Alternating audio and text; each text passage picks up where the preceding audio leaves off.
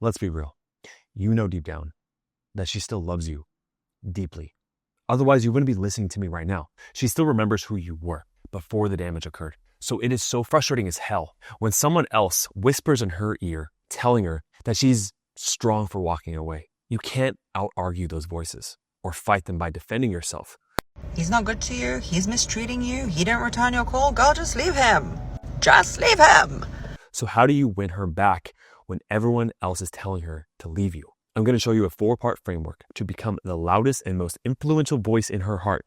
Let's jump in. One of the most difficult things that can happen on your journey to winning your wife back is to gain progress with her just to lose it. And the worst part, not even from your own mistakes, but because someone else is just telling her and influencing her that you're not a good fit for her. See, her heart was opening again, but someone else closed it off. Now you're not just fighting for your marriage.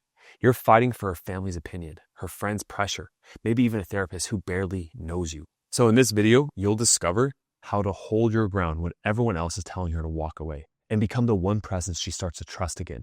Why your path forward has nothing to do with convincing her and everything to do with the thing she's been wanting from you all along. Then the one shift that drops her guard, quiets the outside noise, and flips the entire narrative. And it starts by recognizing that what she's deciding isn't just emotional, it's psychological as well. So the first part is the loyalty war. So if you're dealing with this kind of really tug and war, first of all, I'm really sorry because you're going through something that is really difficult, probably the most difficult part of a relationship that's falling apart. It's beyond frustrating, okay? I get it. You're finally doing the work, and now someone else is pulling her in the other direction. Now, one of the men in our program showed recently how he was in the thick of it like this. Things were finally turning around with his partner. They were close, they were intimate. She even said that she was all in again. Then she went golfing with a friend, came back looking unsure. The next day, her sister sent a nasty message, told her that she was wrong for staying. And just like that, the whole thing started to crack and even go back to almost like the first day where she wanted out of the relationship. And what's even more frustrating than that is that it all stemmed from an offside joke he made months ago. The guy even apologized when it happened first and even took ownership of it. So you need to understand something about all this. When her family or friends give her an ultimatum, it's rarely just advice. It comes as pressure onto her, and it messes with her sense of self because now it's escalated from relationship decision to loyalty test. Because they care about you. They're definitely biased towards you, towards your future, your well-being. And so as a way to try and protect, they may say negative things about your spouse to try and either get you to make a different decision, or even if you're married, to try and get you to do things differently so that they can, so that you can have the life they want you to have. It's not just taking your family's side. Even therapy can often blur the line between support and persuasion. Some therapists mean well for sure, but they don't see the full picture oftentimes. They only get the one person's side, the wife that she comes in by herself, okay? And so she moved out last September. She never once considered moving out. It was her therapist's idea, but she ran with it. It was her right to do it. Yeah. It's interesting when I hear that stuff from therapists, but anyways. And so she agreed. She went to see a single episode of what's wrong with the relationship with a group therapist, which the group therapist clearly was like, she's made a decision, buddy. Like, you're clearly on one side, she's on the other side. She's going to make a decision whether she's going to leave or not. So the therapist is going to steer her in the direction that she subconsciously does herself. And look, a lot of therapists, okay, not all, but a lot of therapists, they are single. They've gone through divorce themselves, and they are in the position, subconsciously, they have a bias towards independence and wanting them to get out of the relationship. Because if someone comes to a therapist, they're going to bring up the problem. And a lot of therapists subconsciously think, well, I'm just going to help them solve the problem by leaving the relationship. Maybe she knows you've changed. She's seen the growth, but the voices around her are louder. So right now, she feels torn.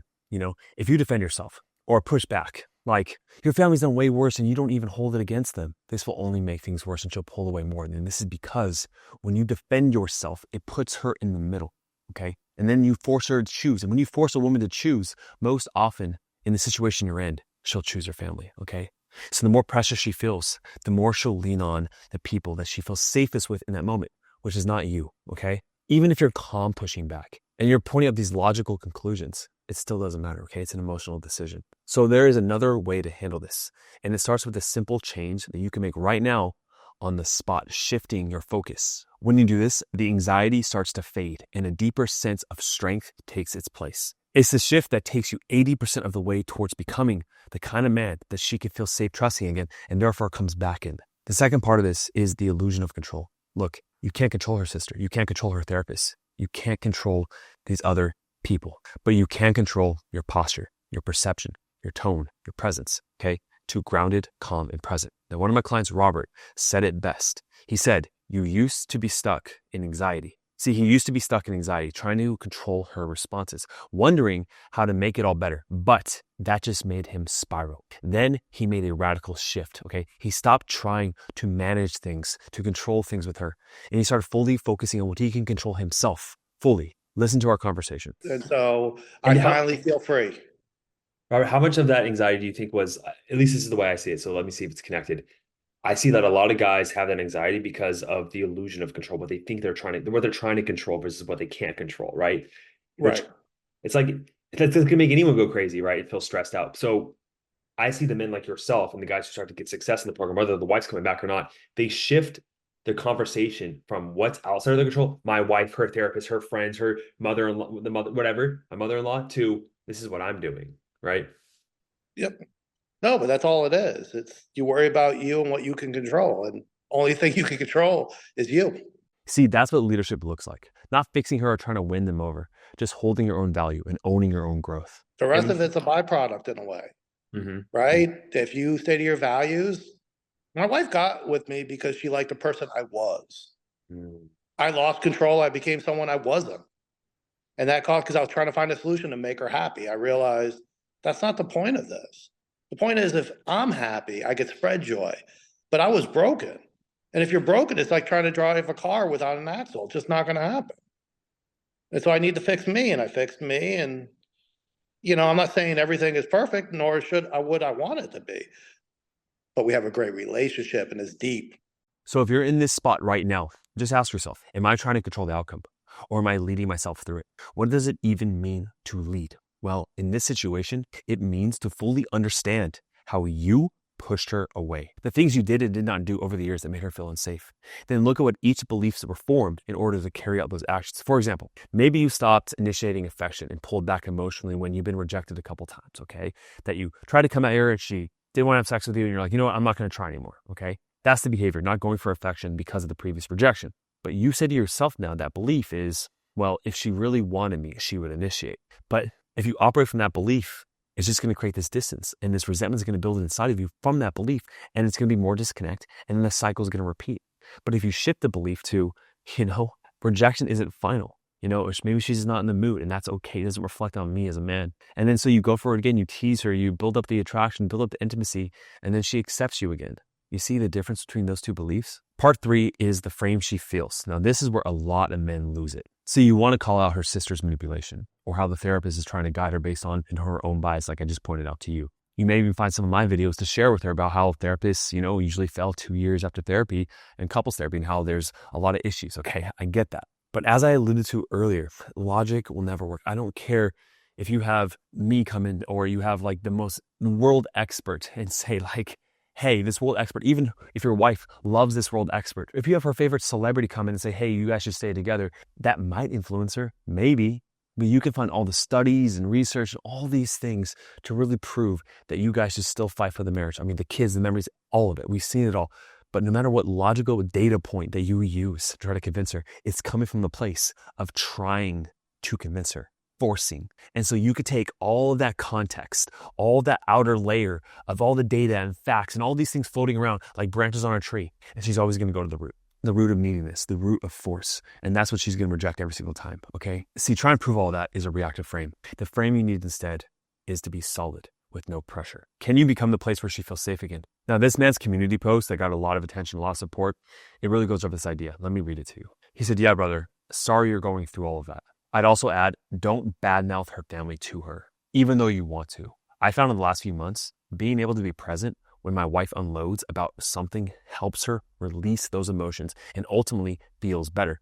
Whether it's about me or something else, she actually mentioned to me a week or two ago that when she used to vent to me and I wasn't present or holding space for her, it would make things worse. It would make things worse, one, because she wasn't able to release those emotions. And 2, because she was upset that I wasn't holding space for her, not making her feel safe. Now, this was direct feedback from the man's wife. And that's solid proof that just being present when she unloads, right, without fixing, without reacting, can allow her to finally soften and open up to you again. Even if it's about you, okay? Especially when it's about you. You just listen, you hold space, and you don't have to solve or do anything. That's leadership, and that's a solid frame. She'll remember how it felt to be around you, and then she'll want to be around you more because you made her feel safe. It is that simple. That is the reductionistic way to think about this, okay? And another brother commented this: she will resent them for forcing her to choose. Be her rock. I know it's so hard to let go. She needs to know you'll be okay without her so she can actually see what they are doing. Meditate, breath work, reach out to a mentor and coach.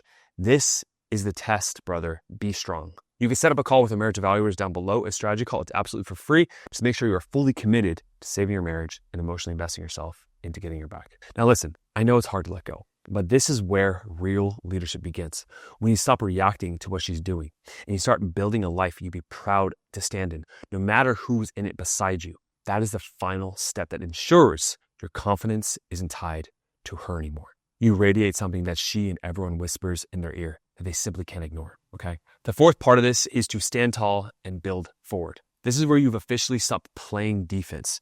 You've owned your mistakes. You stay calm in the chaos, and now you lead by living your life with direction. Understand this, you're no longer getting her to see the truth. Instead, you're walking in your own truth of who you are, regardless of who's watching. I'm actually going to do something different here. I'm going to go off script to really encapsulate this whole idea based on a comment that I posted today on the video, the 4 steps back to your wife's heart in bed. Okay, so I responded to this guy. I'll put the comment on screen. Hello, Josh. The first thing I want to say is that I've joined your program back almost 3 months ago. I enjoyed the program and all it entails. But now my wife just served me divorce papers. We are separated for 3 months now. She moved out in her own apartment 3 months ago and signed a year lease.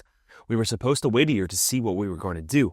Now she does this to me. She said she's not in love no more and wants to move on. I'm still fighting for my 6-year marriage, but nothing's working. I followed all your modules, any advice from coaches, and homework. But she doesn't want to come back. I've been non-reactive, grounded, and kept my frame, but we are not making progress. What do I do now? I said to him, I can tell from this message you are still in the outcome and reactive mindset. You are not taking action from a place of truly wanting to improve yourself, but rather as a technique to get her back. I talk about this in the modules a lot, about learning to let go. As you can see from the video, I'm talking about the video that's attached to with Marcin, the guy who saved his marriage. He got to a place of letting go, and that's what got her back. She felt safe enough to come back when he didn't need her. Now, I haven't read his response, but let's read it and respond to it in this video. He says, but the thing is, if I let her go completely, she's the type of person that would be like, finally, I'm free, thank God. Like you holding on to her is actually keeping her there. In fact, you holding on to her is the reason that she's actually pulling away more. Let me continue. That's how she would respond. How would that get her back? I've been giving her space and doing no contact. She wants me to let go, so how would that do the opposite? She's so happy now without me. I'm going to type this out to him in my final response in this comment to the person, and then I will go ahead and read it to you. Let me read my response to you to wrap this video up. You aren't letting go. You think letting go will lose her completely, but yet this past 6 months, you holding on is why she's happy without you. I can tell you are needing her, and she was repulsed by that need. You are incomplete without her. She needs a complete man.